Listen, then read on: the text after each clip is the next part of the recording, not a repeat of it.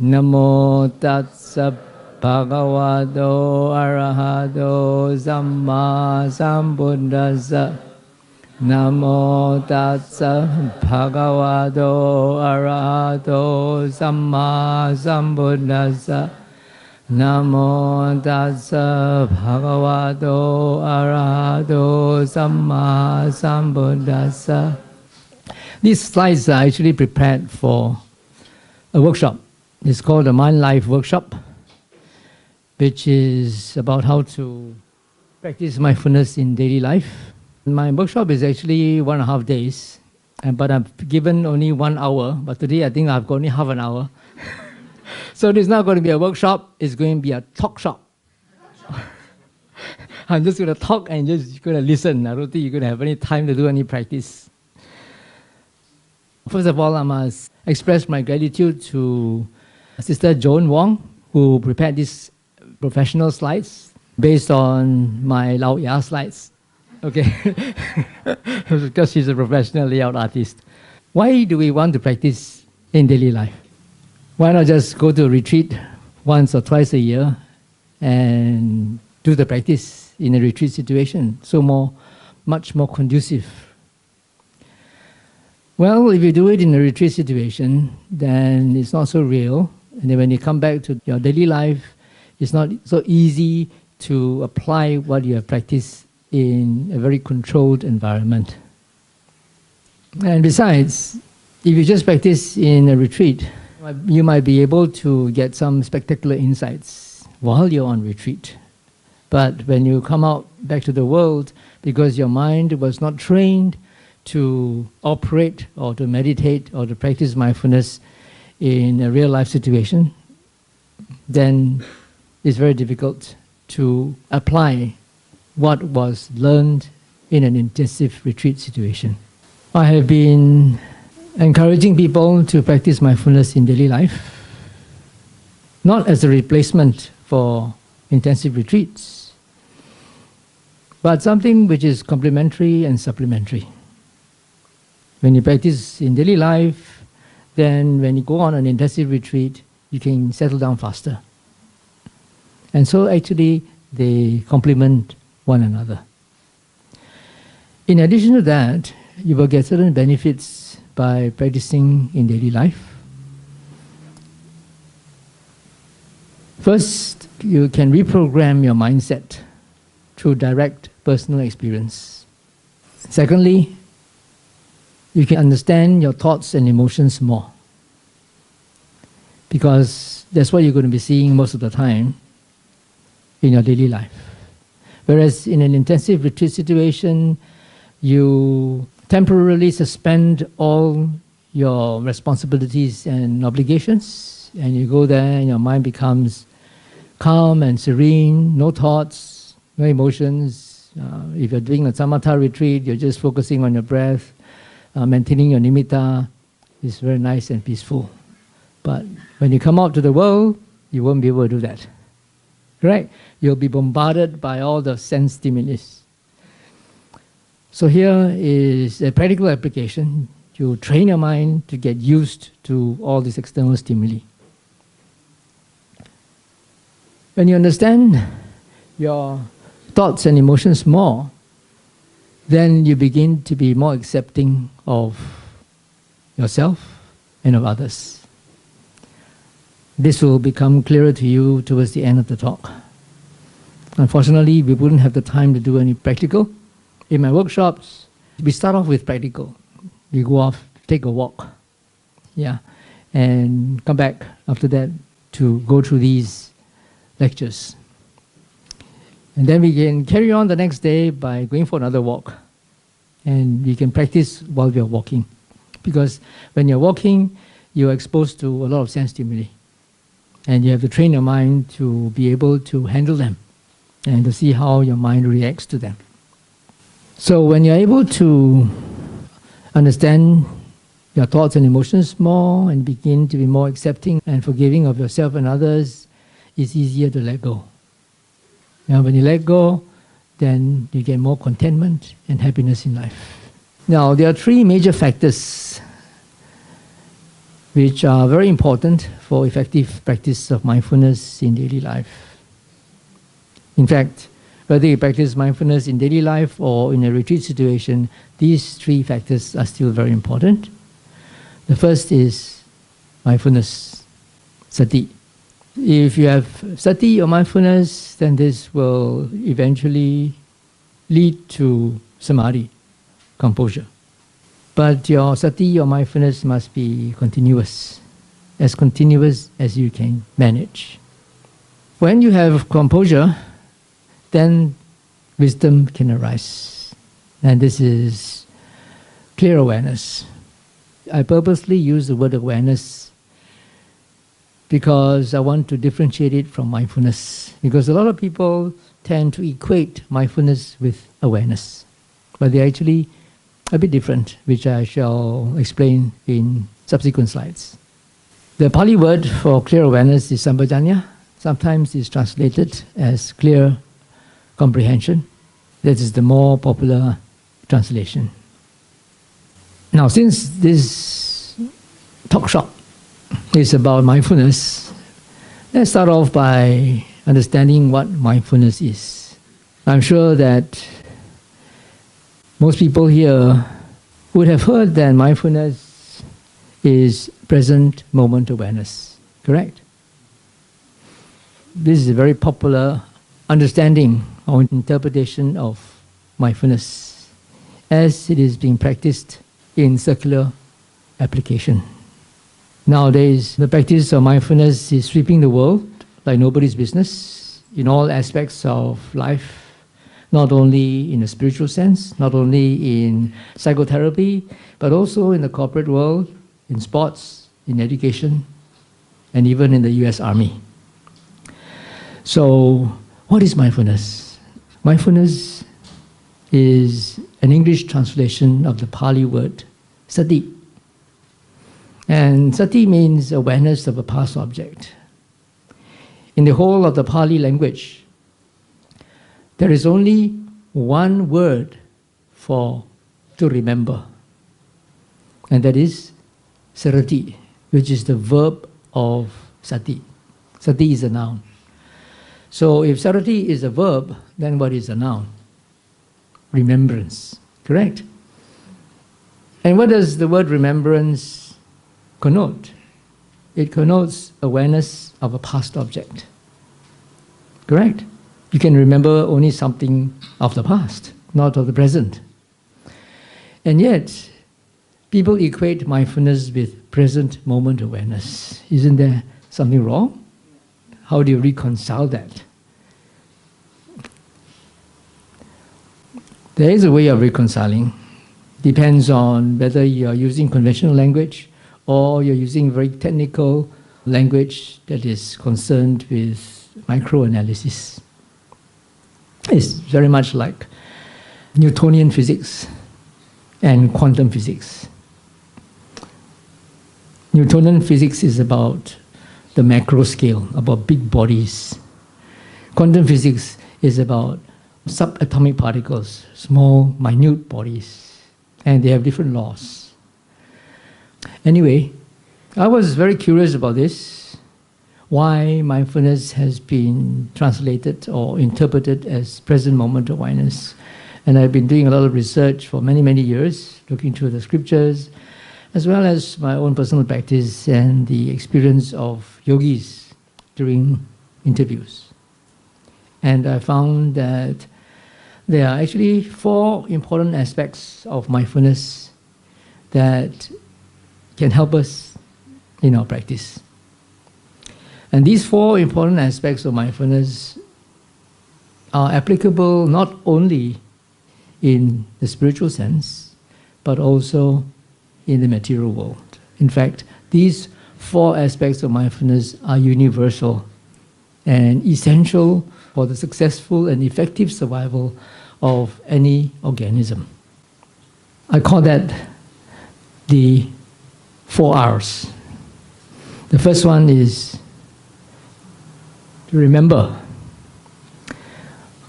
To remember while collecting information or listening to instructions. Right? For instance, now you're listening to me.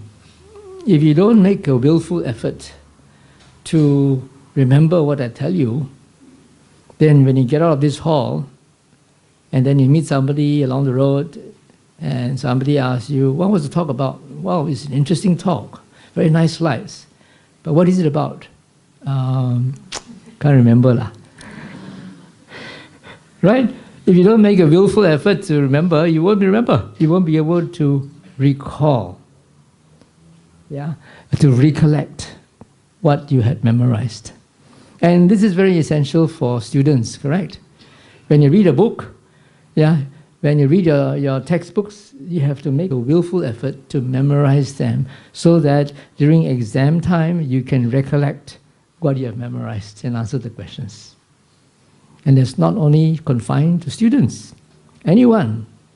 If you're working in the corporate world also, you need to make a willful effort to remember the instructions of your superior and policies of your company, and then recollect them when you need the information. The third aspect is to remind. The third R, to remind yourself.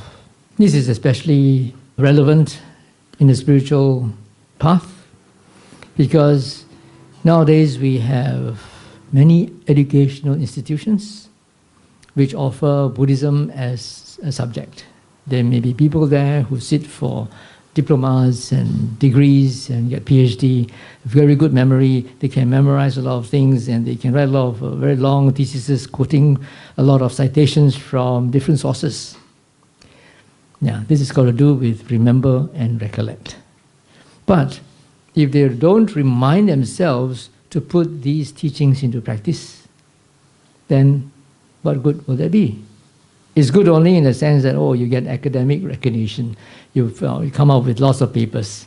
But if you don't put those principles of Buddhism into actual practice, you don't remind yourself to do so, then it defeats the whole purpose of Buddhism.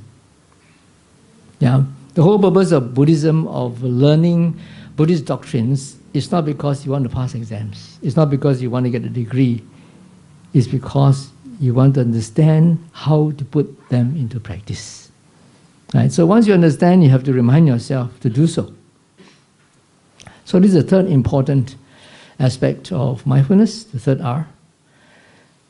And the last one is called retrospect. I use the word retrospect in a special way because nowadays the word retrospect or retrospection is used in a different way. Conventionally, when you talk about retrospection, you are reflecting about some past events and probably regretting over them. Correct? In retrospect, I shouldn't have done that, for example. In retrospect, it wasn't such a good thing for me to say. Correct or not? So it's something that you recall something that happened in the past with regret. There's a negative connotation involved. But I use the word retrospect here in a literal sense because the word retrospect is made of two Latin words, retro and spect. Retro means back and spect means to look, right? So it is to look back at what had happened. And this is where present moment awareness comes in. Present moment awareness is actually concerned with the last R. So remember, these 4 R's of mindfulness: remember, recollect, remind, and retrospect. Why the last R, retrospect, can be reconciled with the concept of present moment awareness will soon become clear to you. Remember the 3 elements, 3 major factors required for successful or effective practice of mindfulness. And the first one is Sati, mindfulness. And with continuous mindfulness, that will lead to composure. What is composure? Composure is my translation of the Pali word samadhi.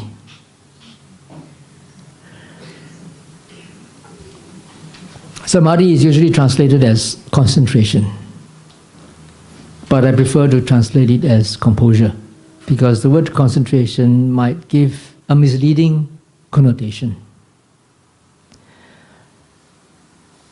Samadhi literally means properly bring and place the mind. Samadhi is a Pali word composing of three parts: sang, a, and di. Sang means properly, a means bring, and di means place. So properly bring and place the mind where you want it to be placed. And you can only do that if you are not distracted by thoughts, feelings, and perceptions. Most people are not composed because their minds are all cluttered with a lot of thoughts, feelings, and perceptions. Correct? So many thoughts that you can't even distinguish clearly one thought from another.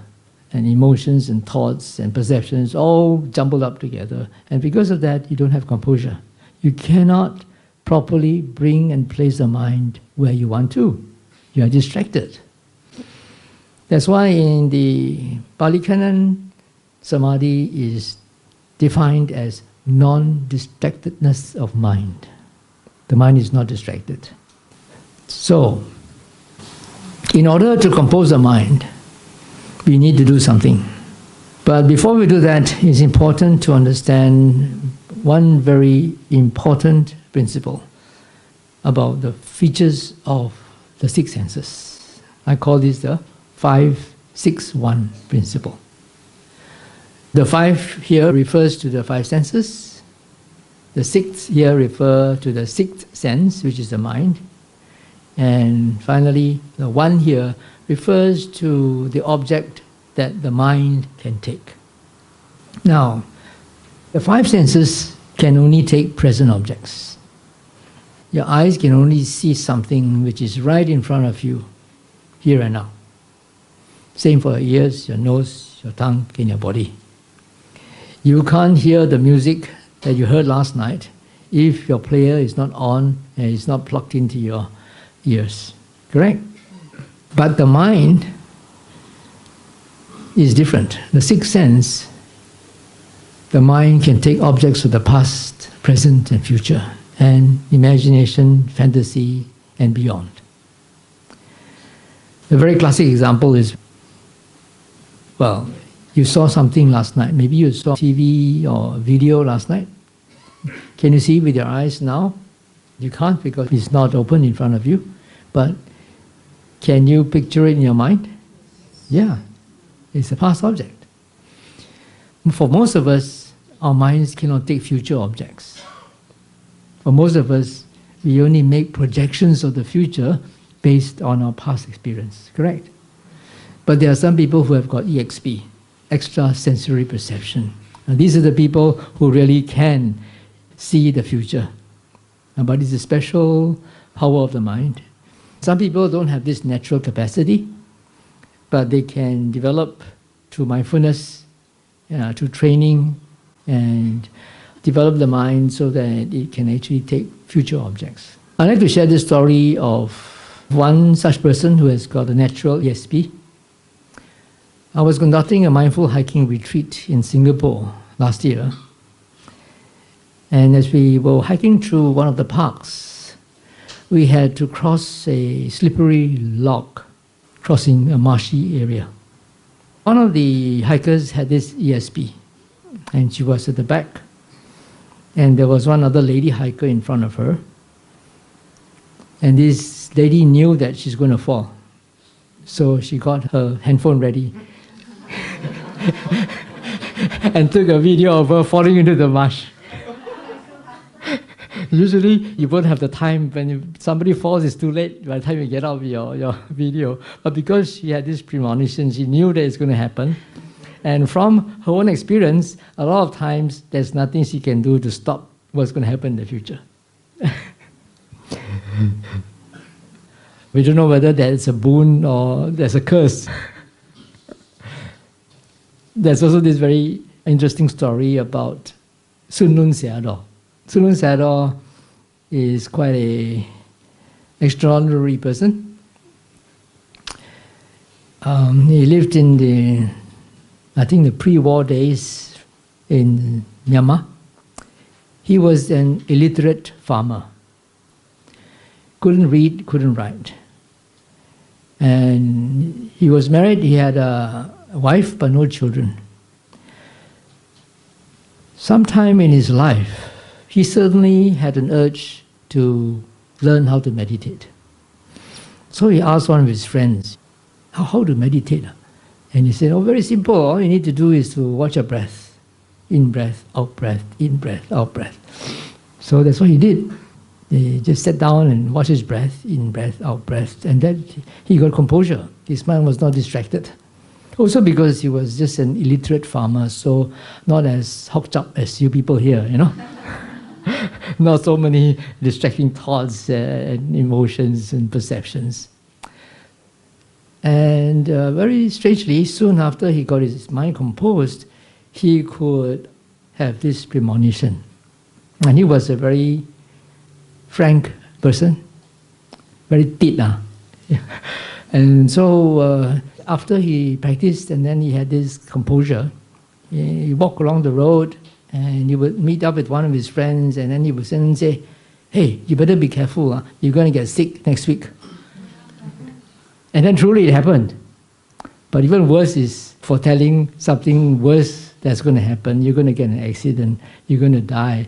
And people saw that many of his predictions were accurate, they kept away from him.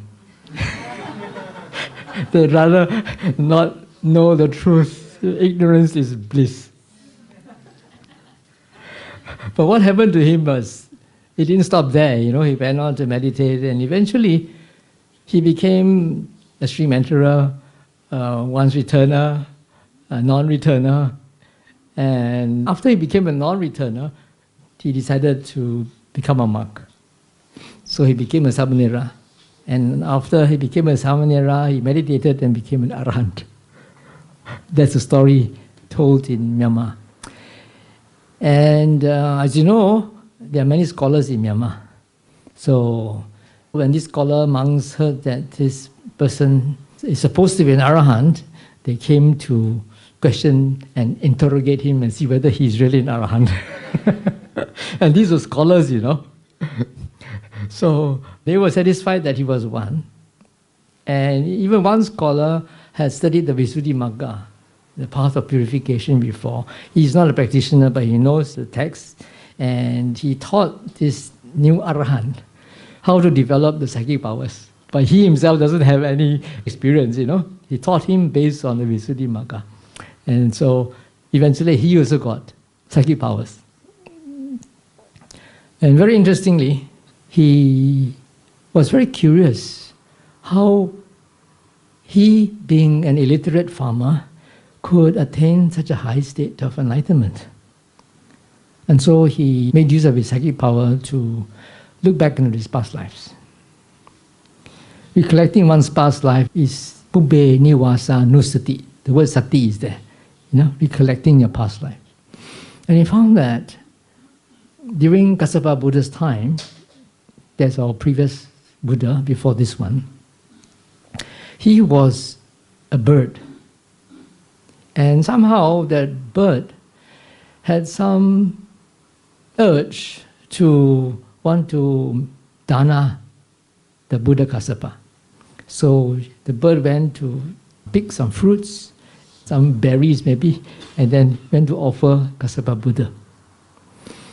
And it's amazing that that little seed could have resulted eventually in him becoming an arahant. And he also said that he was reborn in many existences as animals in the animal kingdom. It was only much later that he became a human being, and even then he is illiterate. But the seeds has been sown, and it seems that it has borne fruit in a very great way. Anyway, coming back to the 561 principle, the five senses can only take present objects. The sixth sense can take objects of the past, present, future, imagination, fantasy, and beyond. Another important feature of the six senses is that the sixth sense, the mind, can only take one object at a time. And you might protest and say, that's not true. Now I'm seeing you, I'm hearing you, I know that I'm sitting, I'm doing so many things at a time. And in the office, I can multitask. Especially if I'm a housewife, I can multitask. I take care of the children, of the cooking, the husband, of my other stuff as well. But that's an illusion. On the macro scale, you think that you are multitasking. On the micro scale, you are not. And neuroscientists have proven that. They have wired their subjects and put them to a multitasking job. And then they monitor what's going on in the brain. And they found that when a person is put onto a multitasking job, actually different parts of the brain are being stimulated at any single time that they are attending to a particular task. They're not happening simultaneously. But the mind works so fast, you think that it's simultaneous. Now, understanding this principle of the features of the six senses is very important. Why? Because what makes the mind not composed is because of getting involved with thoughts about the past mostly, or projections about the future, correct? But since the mind can only take one object at a time, what if you train the mind to disengage from all this compulsive thinking about the past and the future and anchor it to the five senses? Since the five senses can only take present object, if they are busy with the five senses, then they won't have time to think of the past or the future. Now, understanding this principle is central to how to make the mind composed. So now I'm going on to the next section on how to compose the mind based on this 5-6-1 feature of the six senses. I've coined an acronym for that. The first thing you need to do is to accept the fact that feelings, perceptions, and thoughts are natural activities of the mind. They arise due to causes and conditions.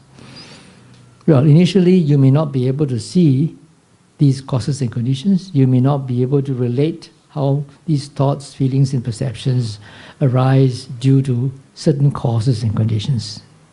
But it's okay. You accept it on faith. When you accept it on faith, then it's easy to accept them instead of fighting with them. A lot of people have this idea that when one meditates, you're supposed to be thoughtless, thought-free, no thought, cannot think. So when they start to meditate, of course, they'll be assailed by a lot of thoughts. And then because they have this idea that I'm meditating, I'm not supposed to think, then they'll fight with the thoughts. Right? And this creates a lot of stress. And on top of that, if you are doing focused awareness, you're focusing on your rising and falling or your breath, and they're not always clear, you try to make them clear so that you will stay there and not get caught up in your thoughts. So what you do is you manipulate your breath, and that causes even more stress. And sometimes you manipulate it so much that the breathing just stops. You cannot feel it anymore. Okay, so the first thing is accept that the thoughts, feelings, and perceptions arise due to causes and conditions. Accept them. Don't fight with them. Right? So don't reject them, don't follow them, and also don't simply ignore them. Now, if you are doing a focused awareness or pure samatha sort of exercise, where you just focus on your breath or your rising and falling, and you ignore any other objects, that can quickly steal your mind. Your mind can be composed. You're free of thoughts. But it doesn't give you wisdom. Because in order for wisdom to arise, the mind must be exposed to an overview of things so that wisdom can connect causes and conditions. See how things work. Right? If you're just focused on one subject, you ignore everything else, you get calmness, peace, serenity, no wisdom. If you don't ignore them, what do? You acknowledge them. You know what thoughts they are. This is a thought. This is about something that happened in the past. This is a thought about something that might happen in the future. This is a feeling of frustration, anger, whatever. You acknowledge what it is. And after that, what do? After that, you anchor yourself to the five senses. Now, if you're doing focused awareness, you can come back to your breath, to your rising and falling. But if you are doing open awareness, which is coming back to the five senses, then you just come back to any of the five senses. Anything that you see, hear, smell, taste, and feel with the body. For example, right now, you are listening to me, correct? Can you also be aware of your body? You can. But before I said that, you probably weren't, because you were trying to listen intently to what I was saying. But now, try to now place your attention on the body while you're listening to me.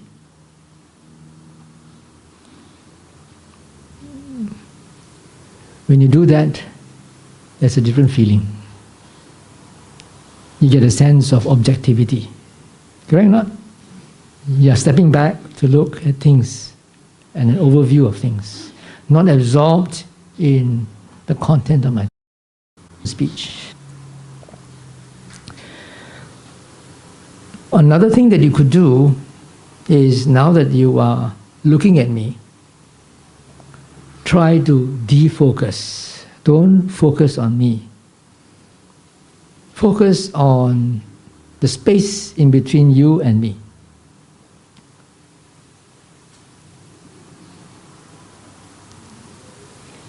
Can you do that?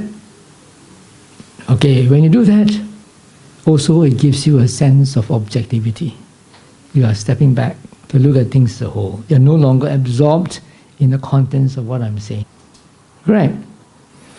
So this is a very good way of practicing objectivity, of practicing mindfulness in daily life, particularly when you are involved in heated board meetings and discussions.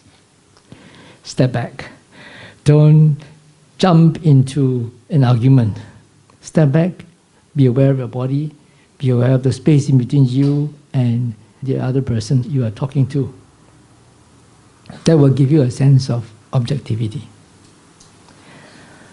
Now, when you practice coming back to the senses, let's say while you are not actively engaged in a conversation, say you're just sitting down on an armchair or a chair, or just sitting in the park or by the seaside, and you want to practice open awareness, then what you do is just anchor your mind to the senses, whatever it is. Here I've coined another acronym for you. Hey, what happened to that? Oh, the touch and go disappeared already, right? Because it touched and go, so it's not there.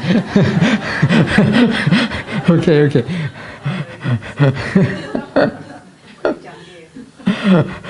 Okay. Now, why do I coin this? Free and easy touch and go. It's something that is easy for you to remember, it's catchy, and you can remind yourself. All right? Now, when you come back to the senses, you don't try to fix your attention on one particular sense object. This is different from focused awareness. This is open awareness. You open up your awareness to be aware of things happening around you at the senses. You're not going to focus on one single sense object, like your breath or the rising and falling. So in order to achieve this open awareness, you need to just touch and go. Yeah? Don't linger on to any object. For example, if you're sitting by the beach, looking into the sea, right? The most obvious object will be your sight and sounds of the waves, correct? Don't just stick to the sounds of the waves, don't just stick to the view in front of you, touch and go. When the mind is aware of a predominant sense object, then you have to ask the mind, what else can the mind be aware of? Besides just hearing the waves breaking, besides just seeing the view in front of you, what else can the mind be aware of? When you do that, then the mind will automatically go to other objects. Maybe your buttocks sitting on the sand, your clothing in contact with your skin, or your limbs in contact with one another, or maybe thoughts, emotions, perceptions coming and going. Alright, so when you practice open awareness, that's what you do. Just step back and look at things coming and going without interference. Free and easy. What does free and easy mean? Free means you allow the mind to move freely among the senses. Alright? You don't try to restrict the mind to just one object, like the breath or the rising and falling. Okay? You allow it to freely move among the senses. That's what is meant by free. Easy is in the sense of taking it easy. There are many things happening at the senses. You see, you hear, you smell, you taste, especially when you're eating, and then you feel sensations with the body. You don't have to be a perfectionist and try to note every single occurrence. If you try to do that, you're going to get stressed. Too many things are happening. Right? You take it easy. Just step back and allow the mind to pick up whatever it can. That's good enough. So this anchoring your mind doesn't mean taking the anchor beer, okay?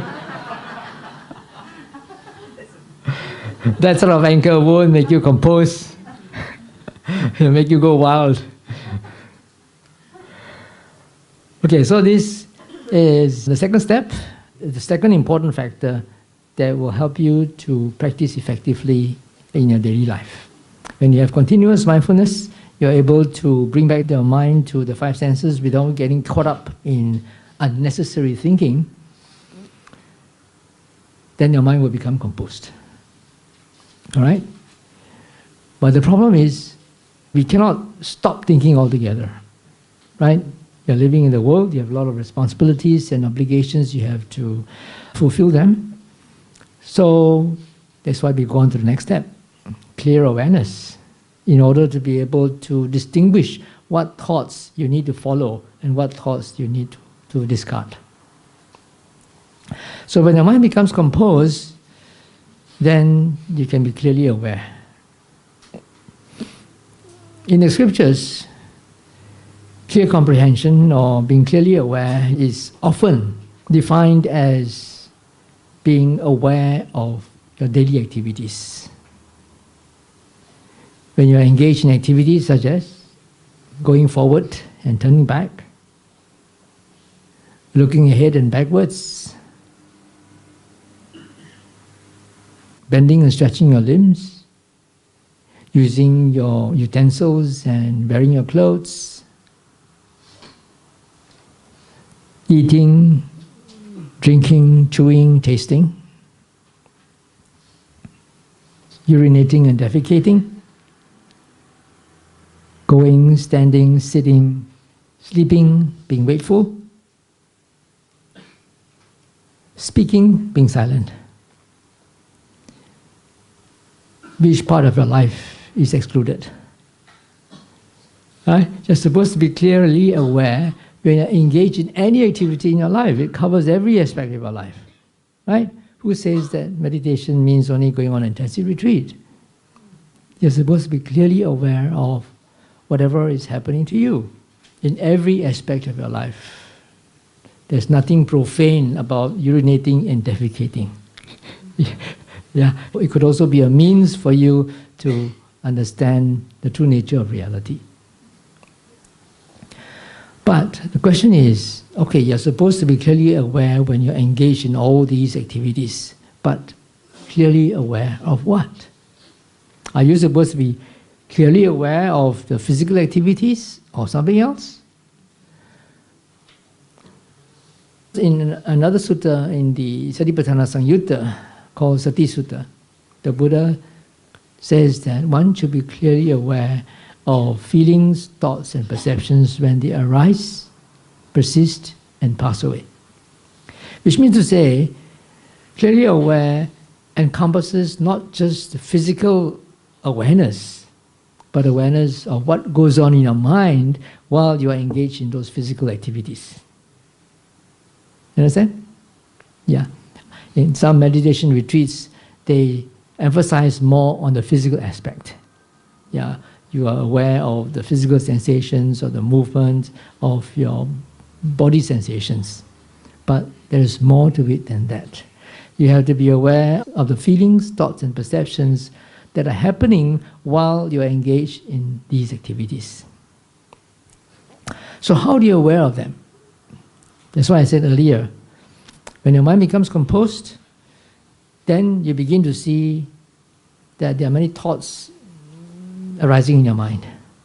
Initially, you may not even be able to distinguish one thought from the other, one emotion or perception from the other, because they're all mixed up. But when your mind becomes composed, a good sign is that you will see the thoughts are spaced further and further apart.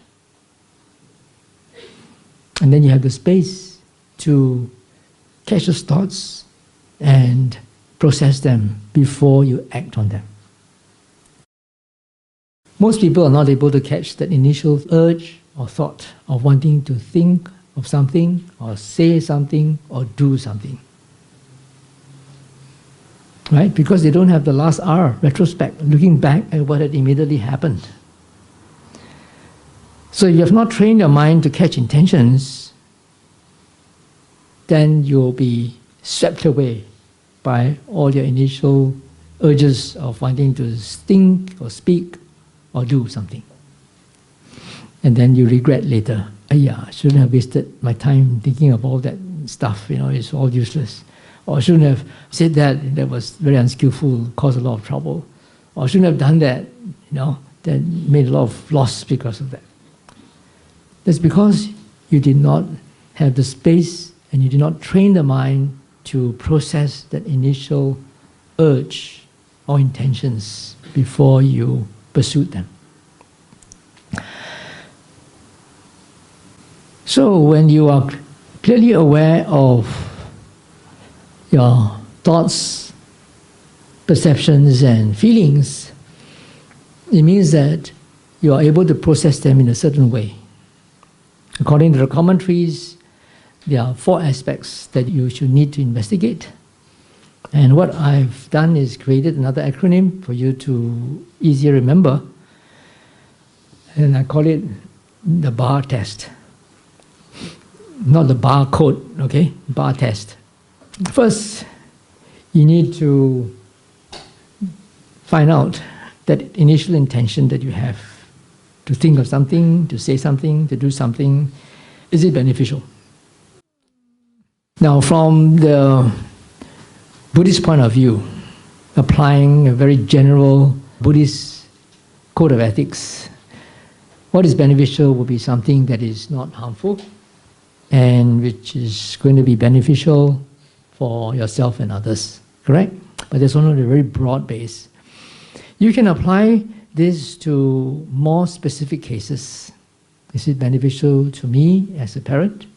And depending on the role that you're playing, is it beneficial to me as an employee, an employer, as a client, as a doctor, as a patient?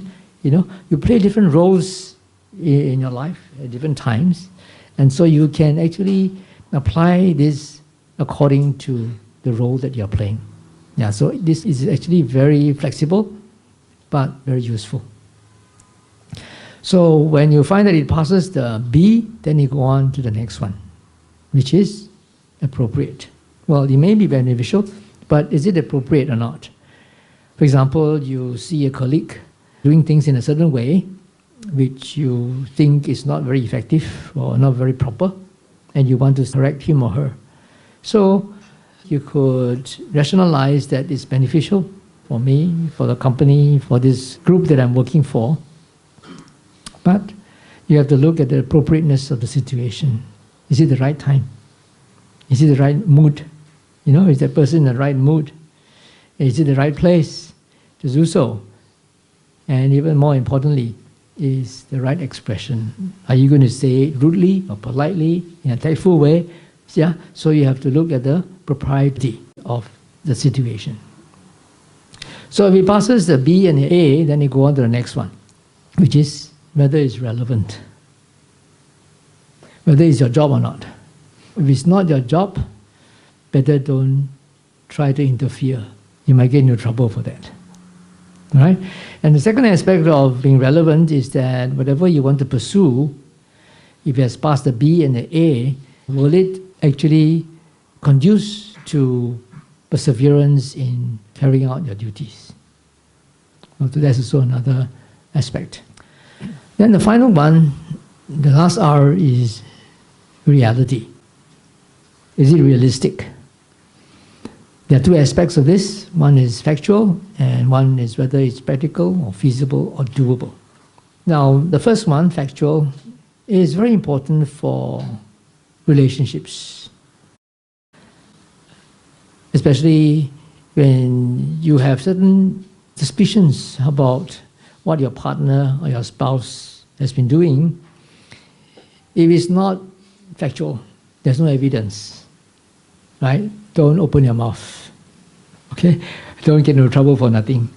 Go and find out first. If there's evidence, only then you speak, but do so after having passed the BAR.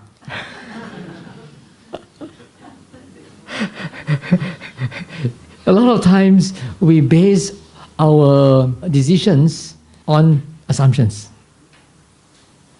And a lot of times we're not really aware that these assumptions may not be true. We think that they are true, and we hold on to them, and then we make a decision, or we say something, or we do something, thinking that this assumption is a fact. But that's not so. It's not a fact. It's only an assumption. But if you're clearly aware, and you know that, okay, I'm making a decision based on this assumption. This assumption may or may not be accurate. But we cannot always wait for facts in order to make decisions. Correct? The important thing is to know that it is an assumption, it may be inaccurate, it may not be factual, and that you may need to change your decision later on. Okay, you need to understand this when you make the decision, so that you don't cling on to the idea that it was true in the first place. And this will also help you to correct your decisions. If you don't have that understanding, then the ego will come in. It is my decision. I made it. I must be right.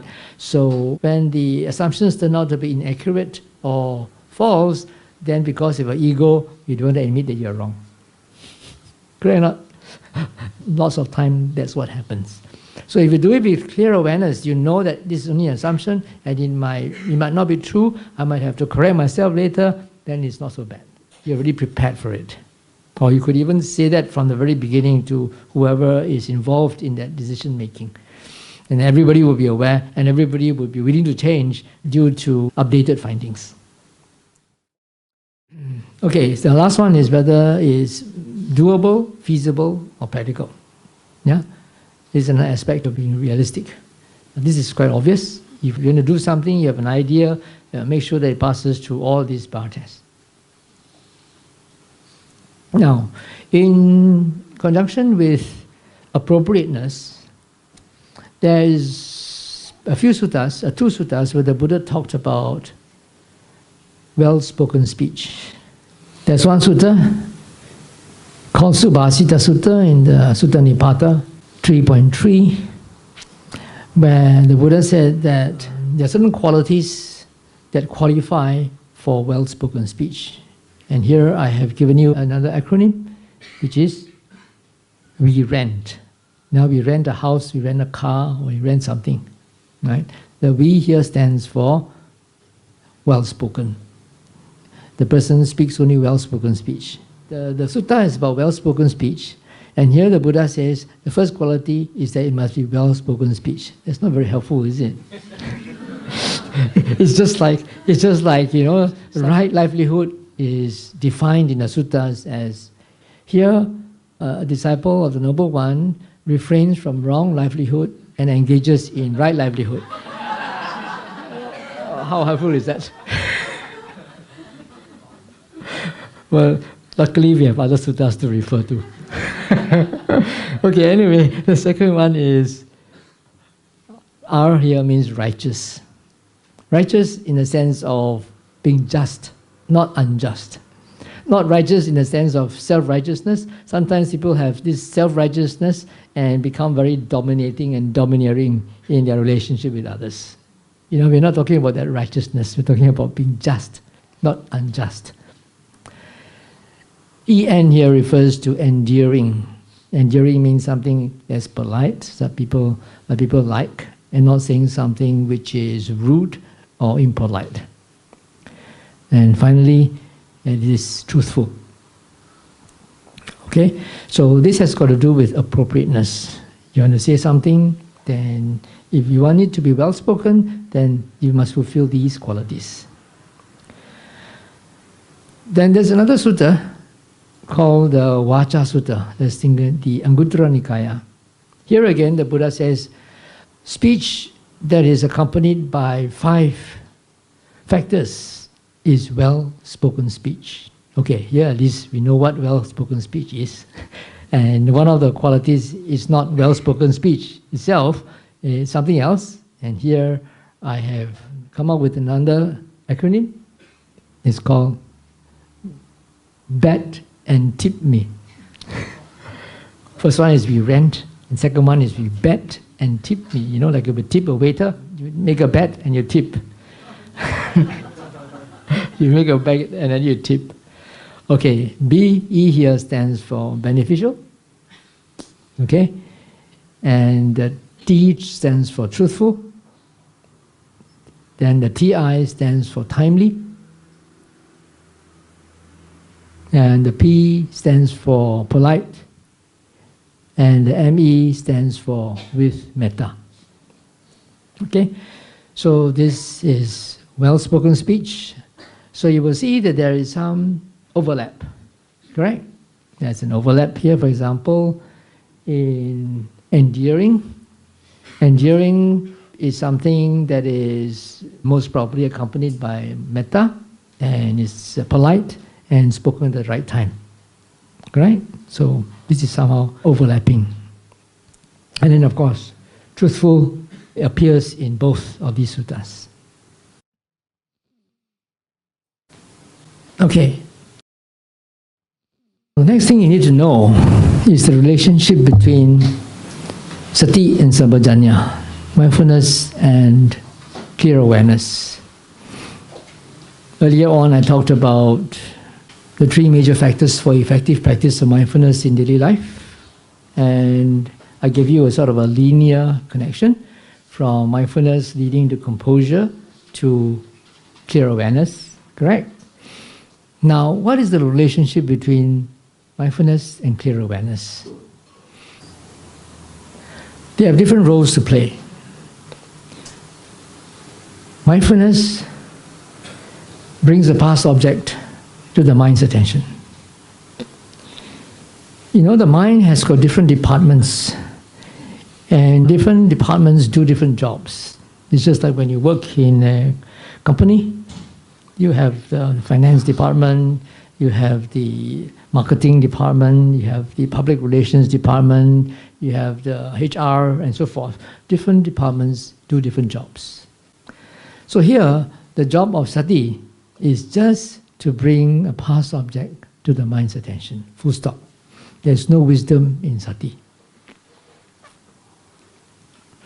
And Sati, as I said earlier, is something very universal.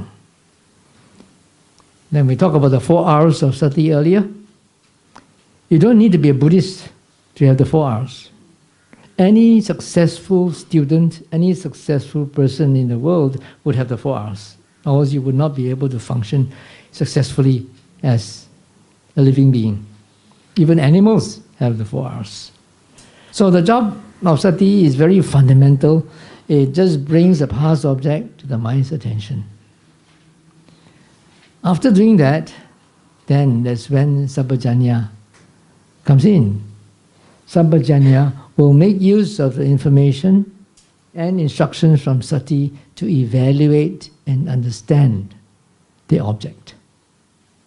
Right, so earlier on I was telling you about what to be clearly aware of, of thoughts, feelings, and perceptions as they arise, persist, and pass away.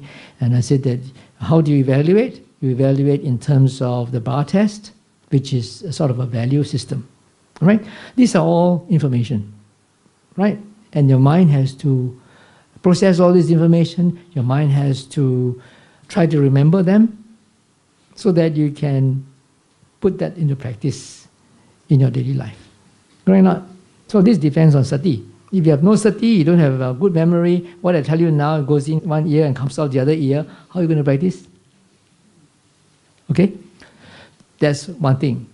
Sampajanna depends on the memory of mindfulness. Secondly, sampajanna can only work if mindfulness can look back at what had just happened. Right or not? If you cannot catch your intention, you cannot catch the initial urge to think or say or do something, how are you going to process? Impossible.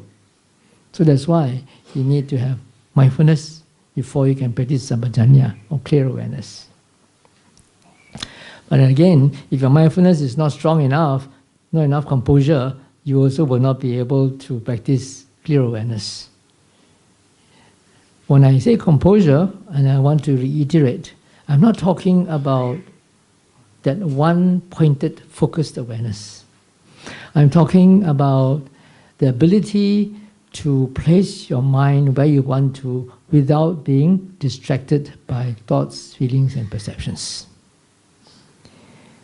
And when you practice mindfulness in your daily life using this principle of open awareness, coming back to your senses as often as you can, then what happens is you will see that your obsessive or your compulsive thinking becomes less and less and less, because you train your mind not to get involved in those unnecessary thinking. Now you are more involved in doing productive thinking. I'm not saying that you stop thinking altogether. That's impossible. There are so many things to do in your life. There are so many obligations and responsibilities to fulfill. You have to think, but think only what is productive. How do you know whether it's productive or not? Yeah, you have to use clear awareness. You have to use mindfulness to catch that intention and then process it according to a certain value system that is been remembered by mindfulness. And then only you can decide whether you want to pursue that thought or discard it. Okay, that's from the worldly point of view. Now, when you go a step further, when you practice clear awareness, you go a step further and look at things in terms of the three characteristics. Now, whatever happens, whatever thoughts, feelings, or perceptions that arise in the mind are all anicca, dukkha, anatta. They're impermanent, right? They arise and pass away. Especially when you practice open awareness, it's so obvious. Things come and go without stopping. You know, it's not like you're absorbed in a certain object and nothing happens. You're open to whatever happens in the senses, and everything is changing all the time. Right? So when you incline your mind to look at this, it's very obvious. Things come and go all the time. So you can also understand that it is suffering in the ultimate sense, because there's no way that you can stop things from happening and going away. That's the ultimate suffering, you know. It's not the suffering of stepping on a thorn. It's not the suffering of falling into the drain. That one is very obvious. That's painful suffering. This one is the ultimate suffering, is that you can never stop all these things arising and passing away. As long as you have the senses, they will be there. Then thirdly, you can also understand there's no self there.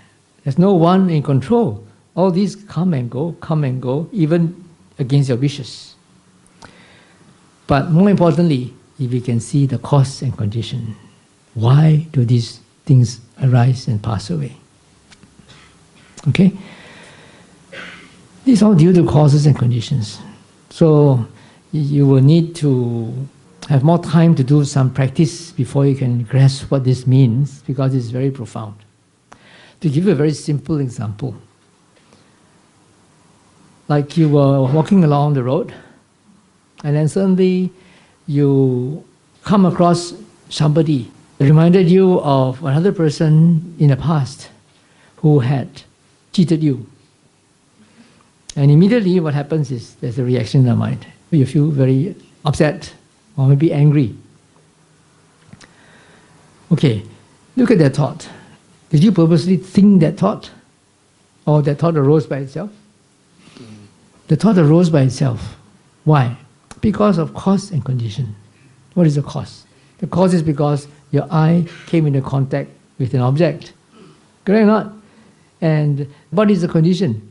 The conditioning is that something happened in the past and it's still locked in your memory because there's a connection with the past experience and the present circumstances.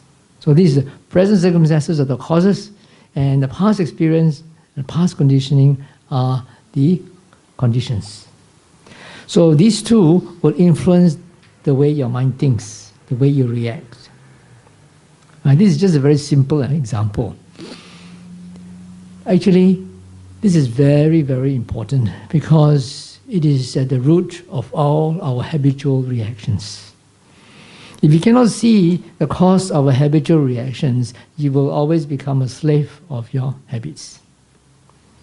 Psychologists have come out with this cognitive behavioral therapy, and it's all about conditioning. It's a matter of recognizing that the way you think and the way you behave is the result of past conditioning.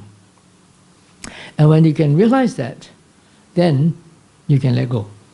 If not, you will always become a slave of that past conditioning. This is also the principle upon which past life therapy works. Past life therapy is also about people who have certain disorders which they cannot cure by conventional means. And then finally, the last resort, you go to see this past life therapist, and the past life therapist will guide that person to the root cause of that disorder. And so when this person goes back to a past life with the help of the therapist, then this person can understand the root cause because of some past conditioning which are no longer valid now. So when the patient is able to realize that, very miraculously, that habitual disorder can be alleviated, can actually disappear. So it works on the same principle, understanding cause and condition. But in the case of past life therapy, it is the therapist that acts as Sati, or mindfulness, But here we are talking about your own mindfulness. You develop your own mindfulness, not depending on an external mindfulness. Okay, so when that happens, when you're able to see that whatever happens to you, or whatever happens in your mind, or even your body, is a result of causes and conditions, then that's why you can reap the benefits of mindfulness in daily life. You can reprogram your mindset through direct personal experience because you're always looking back at the mind to understand how the mind works, and you know that everything, whatever happens to your mind, thoughts, perceptions, and feelings are all due to causes and conditions. So when that happens, you understand your thoughts and emotions more in terms of the three characteristics, in terms of causes and conditions, and that naturally makes you understand yourself and forgive yourself and others easily. Some meditation teachers say that no one can make you angry, but you make yourself angry. Correct or not? Why are you be angry? Because of our expectations. Mostly, you expect people to behave in a certain way, they don't, and that's why we get upset. The cause is not because of them, it's because of us. We cling on to a certain idea, certain expectation, and when the expectation is not fulfilled, we feel upset, feel frustrated, disappointed, angry. But I say that no one makes you angry, not even yourself. It's cause and condition. Correct. What makes you angry is because of ignorance. Because of ignorance and because of craving, of clinging. And that doesn't even belong to you. These are all defilements. As the Buddha said, the mind is luminous, it is defiled by visiting defilements. So these are also visitors, they don't belong to you. Their mind is actually intrinsically pure. Right? Okay, so when you can accept and forgive yourself and others, it's easy to let go, right? Yeah, easy to let go. Everything is due to cause and conditioning. When things don't go your way, then you're able to let go. And it's very liberating, because all the time we have been taught to think that we are in control, right? We have been programmed to think that things should go the way we want them to. But now it's different. Through your personal direct experience, you begin to see that that's not the way it is. But it doesn't mean that you have to be fatalistic. Everything is due to cause and condition. Don't do anything lah. Somebody is suffering, as is karma lah.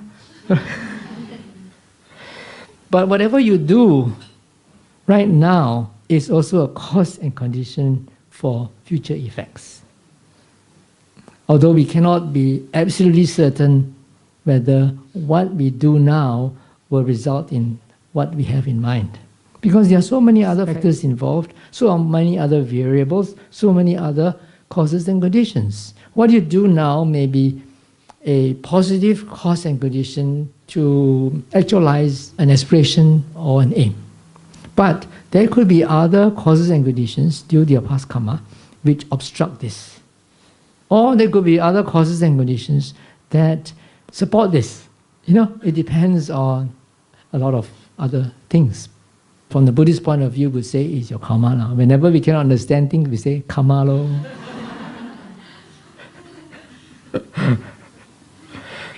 The law of karma is so profound that the Buddha says, if you try to figure out the results of karma, you'll go crazy. And so we accept it on good faith, but at the same time, we are not fatalistic. We try our best, and whatever happens, that's it, we accept it. Okay? So I hope that you will be able to practice mindfulness in daily life and reap these benefits.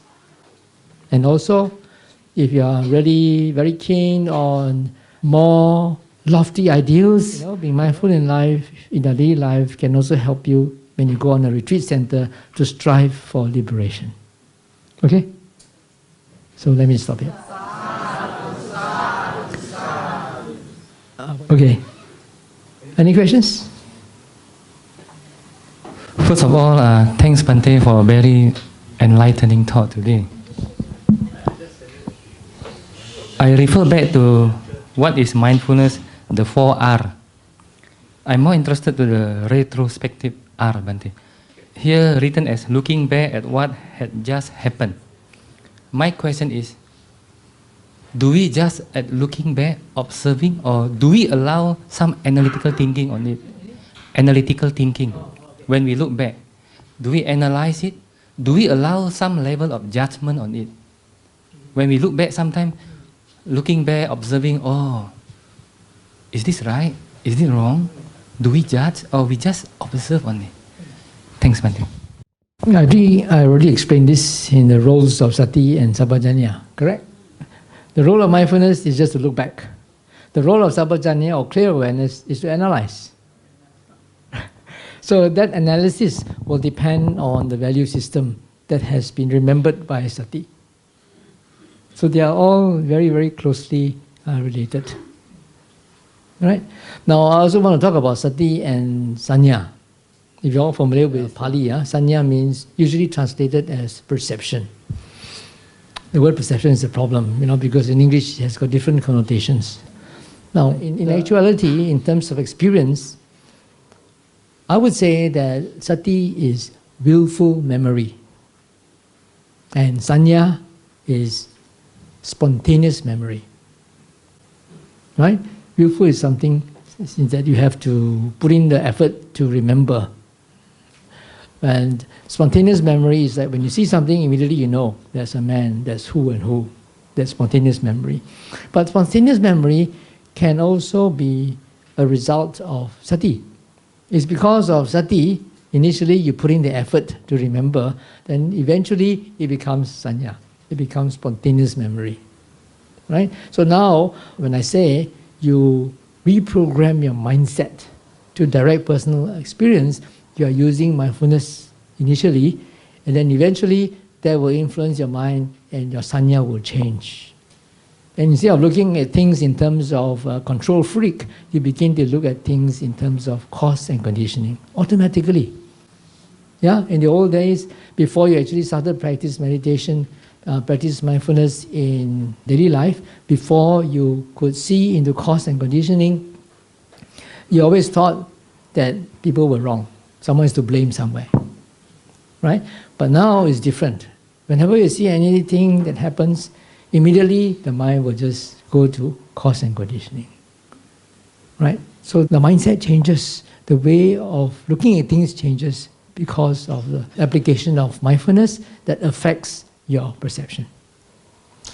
Okay, anyone else? I just want to ask, because you talk about a lot of analysis, like you keep yourself at the space and all that, but did Sutta touch about like response and reactions? Like, is there any guidance, like how do we react and respond after analyzing all the conditions and the cause? Thank you, Bhante. This one depends on clear awareness. Clear awareness, like I said just now, you evaluate according to the bar test, and that's already teaching you how to respond in a positive way rather than react in a habitual, unskillful way. Well, that's only on an intellectual level. Now, if you want to go deeper, which you may not have the opportunity to do so in your daily life, because your daily life, you have deadlines to meet, you have to give decisions within a certain time limit, so you can't afford to wait for real intuition to arise. You have to do analysis. Yeah. And in order for analysis to be effective, then you need to have good mindfulness and composure so that your mind can be clear.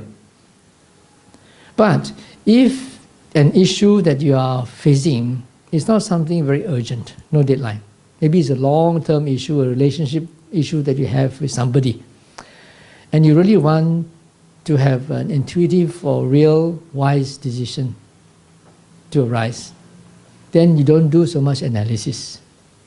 You just ask the question, why? How?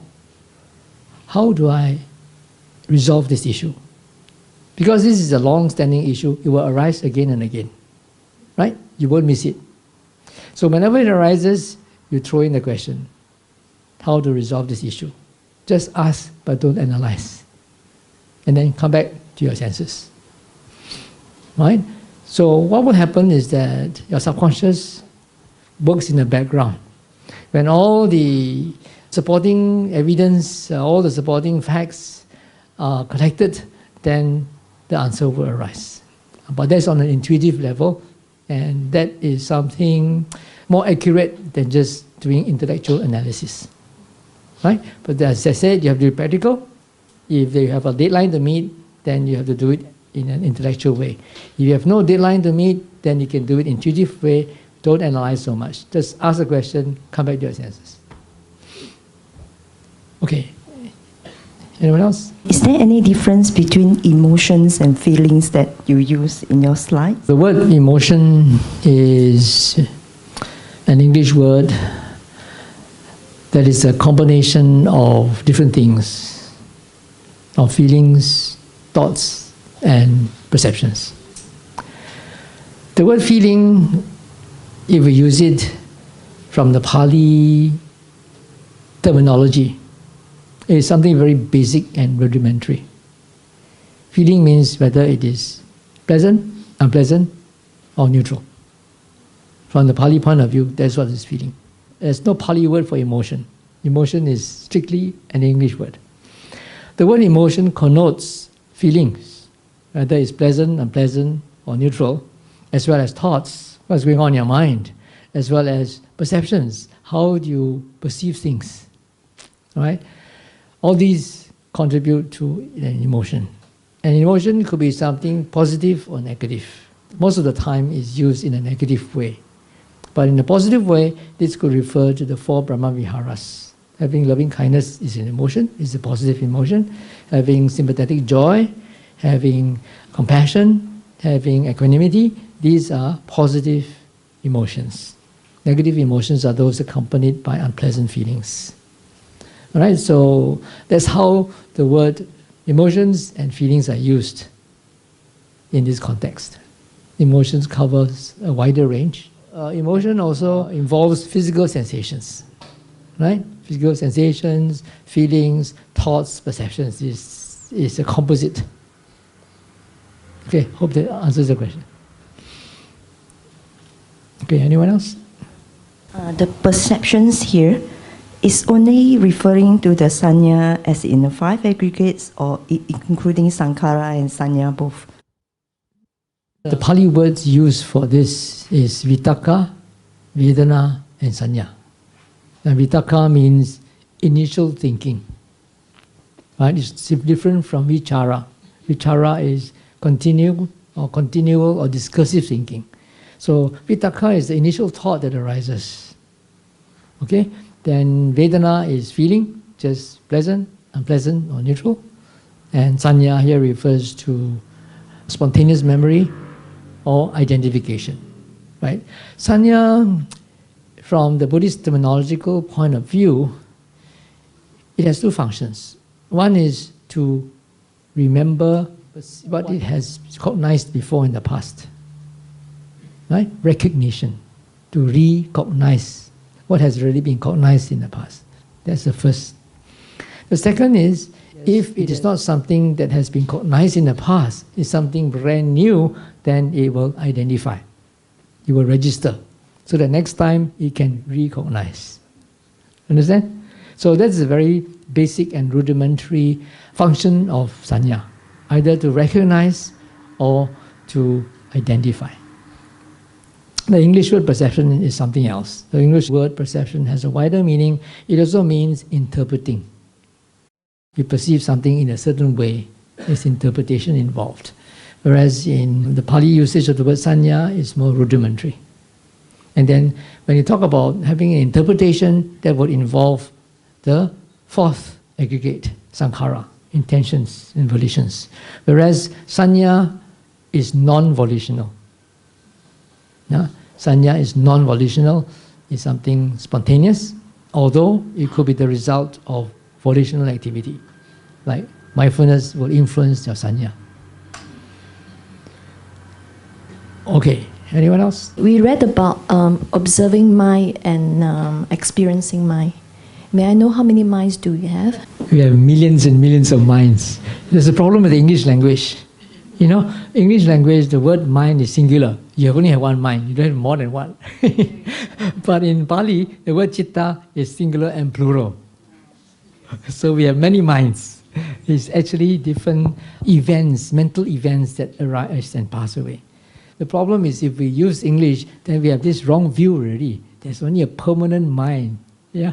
But from the ultimate point of view, from the experiential point of view, there are many mental events happening due to causes and conditions.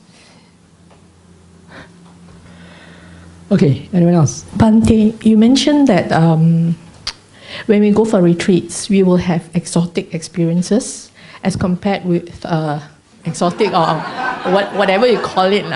Sorry, I may use the wrong word, but that's what the memory that went into my mind. As compared with open awareness. So my question is, then why do people then go for retreats? Then I might as well keep practicing open awareness until the day I die. Less pain, less solitude, less stress, I should say. Thank you. It's just that people saying the Buddha said this, the Buddha said that. There's no sutta reference. So I never use the word exotic.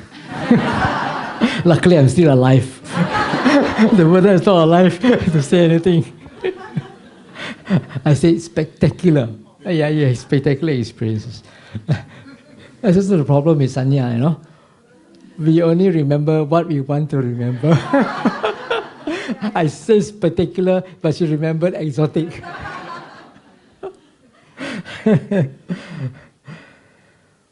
Well, as I said, the practice of open awareness, I say, it's not an independent practice. It is supplementary and complementary to retreat situation.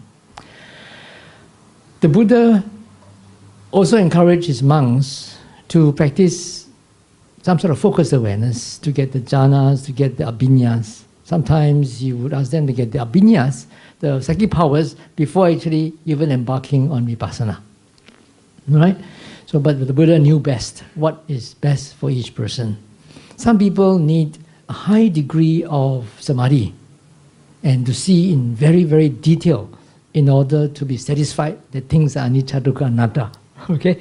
Some people don't. Some people just need to see the surface and that's good enough for them. There's this interesting story in the Samyutta Nikaya called the Kingsukopama Sutta. There was one monk who went around asking different monks how they got enlightened. Actually, he's asked, to what extent is there purification of view?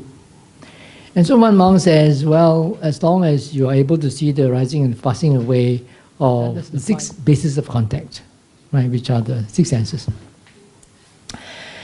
And then that's what one monk said. Then he went to see another monk, and the other monk said, well, as long as you can see the rising and passing of the 5 aggregates. Then he went to another monk, and the other monk said, as long as you can see the rising and passing of the 4 great elements.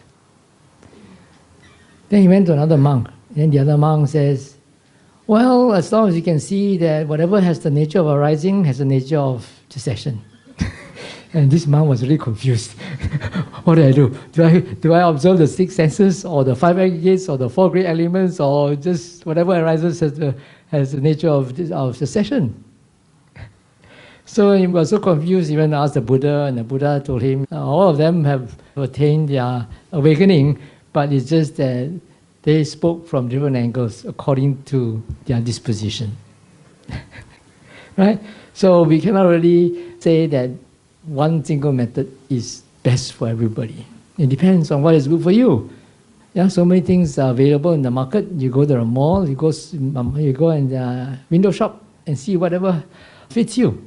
The best criteria, the best yardstick is to see whether whatever method that you're using helps you to be more mindful, composed, and have more clear awareness, and your defilements are becoming less and less, not more. Okay? And that you are getting more peace in your life, you are having more wholesome qualities like acceptance, forgiveness, understanding, patience, generosity, kindness, and so forth. Look at the positive qualities, and look at the reduction of negative qualities and the increase of positive qualities. I think that's the best yardstick. Rather than any spectacular any spectacular experience, you know, that makes you think that you are a Sotapan or Sakadagami. You can get such experiences, but the problem is you might get this in a retreat. When you get back to your life, you know, you're not going to get that again. And that may not be the best criterion to judge whether you are awakened or not. You have a particular experience, but it's not as important as the consequences of that experience. What does the experience do to you? Does it really help you to become a better person? More positive qualities and less negative qualities? Or it makes you more proud? Oh, I've attained already, I'm already Sotapan now. Okay, anyone else? Could we do a short exercise on practicing open awareness? A short one. I think not today. Yeah. Okay, just now I actually gave you a short session. I said you are aware of your body, and you step back and look at the space in between you and me rather than looking at me. Right. That is sort of open awareness. It's like stepping back and be aware of what's happening to your senses, not getting absorbed in any single object. Right? Well, it's got something to do with open eyes.